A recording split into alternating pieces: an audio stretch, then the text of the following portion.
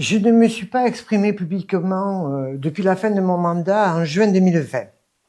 Cela me semblait normal. Je considère qu'en politique, il faut savoir laisser la place à l'alternance. Je me suis donc abstenu de tout commentaire pendant 6 ans. Et j'ai cultivé mon jardin, au sens propre comme au figuré. J'ai respecté le choix des Lourdais. C'est aussi ainsi que fonctionne la démocratie, et c'est une très bonne chose. Pour ma part, je suis passé à autre chose après une vingtaine d'années consacrées à l'engagement public. Alors pourquoi parler aujourd'hui?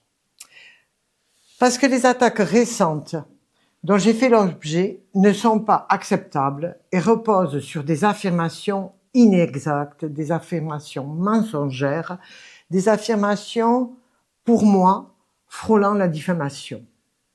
Alors pourquoi parler aujourd'hui? Parce que c'est pas possible de laisser ces contre-vérités faire le haut du pavé. En 2020, M. Lavitte a prétendu que j'avais laissé les finances de la ville dans un état catastrophique et une ville sans aucun projet.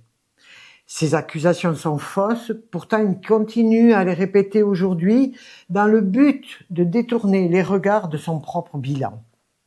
De quoi a-t-il si peur? J'ai beau connaître Thierry, qui a été mon lieutenant pendant une douzaine d'années, et même plus, puisque nous militions ensemble au Parti radical de gauche. Il semble l'avoir oublié.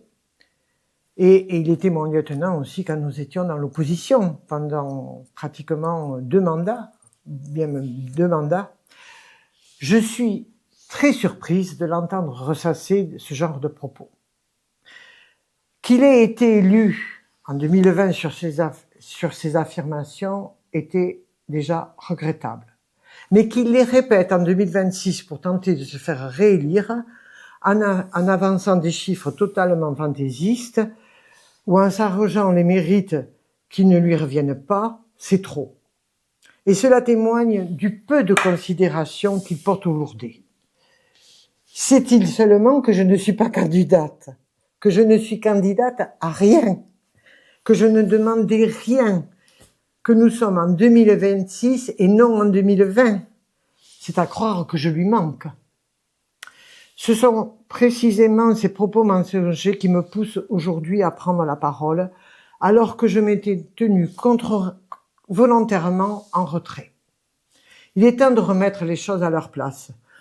Pour parler plus familièrement, de remettre l'église au milieu du village et de mettre fin à ces contre-vérités en apportant des clarifications nécessaires.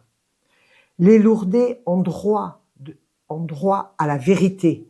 Il faut qu'ils sachent pour qui ils votent, quelle est la réelle situation de la ville de Lourdes aujourd'hui, et il faut qu'ils votent en connaissance de cause.